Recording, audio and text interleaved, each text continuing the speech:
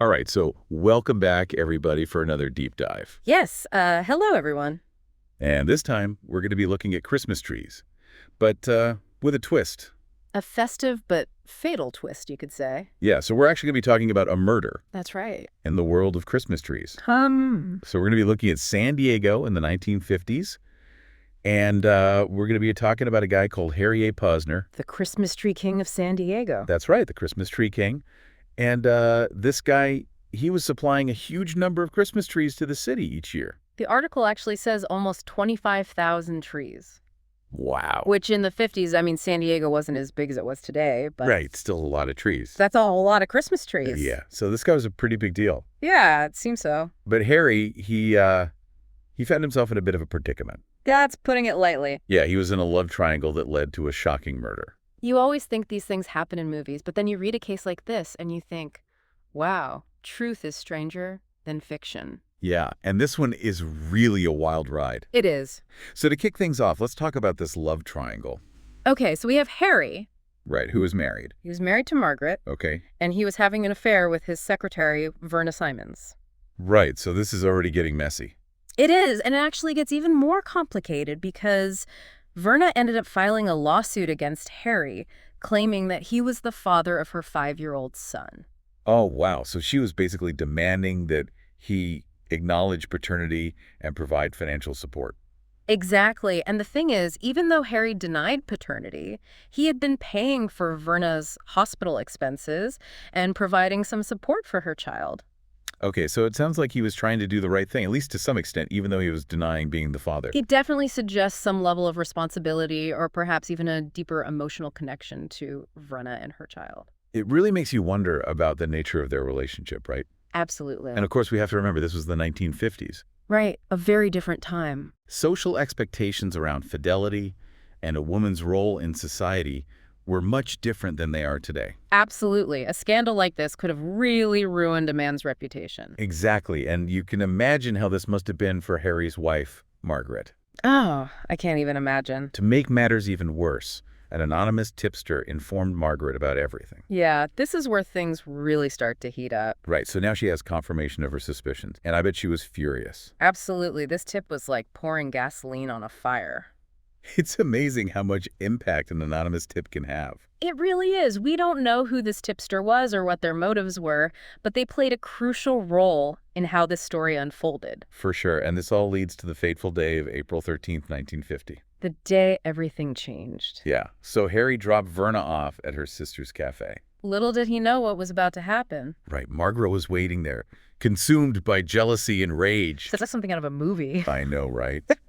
So picture this. Okay, I'm listening. Margaret confronts Verna, accuses her of being with Harry. Oh boy, I bet that got heated. It did. It escalated quickly. And in a fit of fury, Margaret struck Verna on the head with a pistol. A pistol. Wow, this just took a dark turn. Yeah, it's a .32 caliber pistol. And during this struggle, Oh, the gun goes off. oh my God. And Verna is shot in the forehead. I can't believe this. So a simple drop-off turned into a violent confrontation. I mean, It's unbelievable. it really is. And tragically, Verna died just hours later at the hospital. So now we've gone from a love triangle to a murder investigation. Exactly, and the police wasted no time in arresting Margaret. I mean, it seems pretty open and shut, right? You would think so. And initially, she confessed to the crime. She even says, "I did it, and I'm glad I did it." Those are some pretty strong words. They are. But as with any complex case, there's always more to the story than meets the eye. And believe me, this case is about to take some unexpected turns as it heads to trial. Oh yeah, this is where the real suspense begins. A seemingly open and shut case takes a dramatic turn and leaves everyone questioning what really happened that fateful afternoon. I can't wait to dive into the trial details. Me neither. We'll be back soon to uncover more of this captivating story about love, betrayal, and murder in the world of San Diego's Christmas Tree King. And so the trial begins, Right. and of course, all eyes are on Margaret. Right, because now she's got to face the consequences of her actions. Exactly. But here's where things get really interesting. Okay, what happened? Well, Margaret, she completely changes her story. So she's not saying, "I did it and I'm glad," anymore. No, not at all. Now she's claiming she had a mental blackout during the whole confrontation. Oh, wow, a mental Yeah. blackout. Yeah, and that her intention wasn't to shoot Verna at all. Okay, then what was she trying to do? She said she was actually aiming for Harry's tires. For his tire? Yeah, she wanted to shoot out his tires. To what stop him from leaving? I guess so. Maybe she thought if she could disable his car, they'd be forced to have a conversation and work things out. That's a pretty risky plan. It is. And, after that initial confession, it seems like a long shot. So basically her defense is saying it was an accident. Right. They're trying to create that reasonable doubt. I see. So even if it wasn't premeditated, the jury might still believe she didn't mean to kill Verna? Exactly. They're hoping the jury will see it as a crime of passion, something that happened in the heat of the moment without any real intent to kill. It's a bold strategy, that's for sure. It is, but the question is, will it work?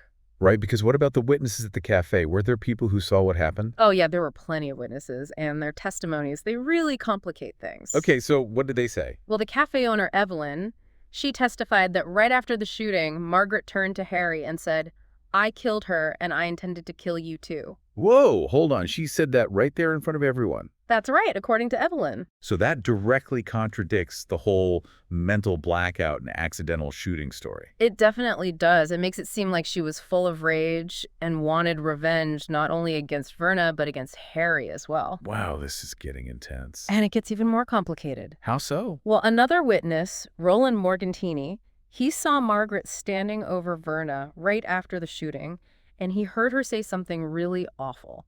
Like what? He didn't repeat the exact words, but he said it was a very hateful remark. Oh gosh, that's chilling. And he also testified that when Harry took the gun away from Margaret, he said something like, "Look at the mess you've got us into." And what did Margaret say to that? According to Morgantini, she said, "Go and hug her. Now you're not worried about the mess. You're worried because you won't have her anymore." Oh my gosh, that's a pretty damning response. It is. It really paints her in a bad light. So the prosecution had some pretty strong evidence against her. They did those witness testimonies. They really challenged Margaret's version of events. I bet the jury had a tough time trying to make sense of all this. Oh, absolutely. It became a real battle of he said, she said. Right. Was Margaret a cold-blooded killer, or was she a desperate woman driven to a terrible act by her husband's betrayal? That was the question at the heart of the trial. It's amazing how the same event can be seen in such different ways. It really is. Perception is everything. So with all these conflicting accounts, what did the jury ultimately decide? So the jury had to weigh all the evidence, the conflicting testimonies, the initial confession, the change of story. I mean, it was a lot to consider. It sounds like a real nail-biter. What was the verdict? Well, after deliberating overnight, the jury came back with a decision, not guilty. What? No way. Yep. Margaret was acquitted of all charges. I'm shocked after all that, after those witness testimonies. I mean, it seemed like a pretty strong case. I know, right? But the jury must have had some reasonable doubt. Maybe they believed the mental blackout. Maybe they felt sympathy for Margaret. Right. I guess back then, a woman scorned by her husband's infidelity, it might have been seen differently than it would be today. Absolutely. Societal norms were different. Expectations for women were different. It was a different time. It's fascinating how those social contexts can impact a trial. Oh, definitely. And, this case really makes you think, what would the verdict have been if this happened in 2024? Yeah, it's hard to say for sure, but I bet it would have been a different outcome. Maybe, maybe not. But it's a question worth pondering. So what happened after the trial? Did Margaret and Harry stay together? Well, that's the thing. There's not much information about what happened to them after the trial. Really? It's like they just disappeared. Almost, except for Harry. We know he continued to thrive in the Christmas tree business. Oh, so he remained the Christmas tree king. He did. There's a news report from 1960 that shows him transporting thousands of trees to San Diego. Wow, so it seems like he just went back to his life as if nothing had happened. It appears that way, but you have to wonder how this whole experience affected him and Margaret. I know, it's hard to imagine just putting something like that behind you. Especially something so traumatic. A love triangle, a murder, a trial. I mean, it must have left a mark on them both. Absolutely. Well, this has been quite a journey. We started with Christmas trees and ended up in a world of love, betrayal, and murder. It just goes to show that even the most festive of seasons can have a dark side. And that truth can be stranger than fiction. Definitely. So as we wrap up this deep dive, remember the story of Harry Pozner, the Christmas Tree King, and the tragic events that unfolded around him. Let it serve as a reminder of the complexities of human relationships, the power of jealousy, and the unexpected turns that life can take. And who knows, maybe somewhere out there, there are more secrets hidden among the branches of those Christmas trees waiting to be uncovered. Until next time, happy holidays and be careful who you kiss under the mistletoe. That's right. Stay safe, everyone, and we'll see you on our next deep dive.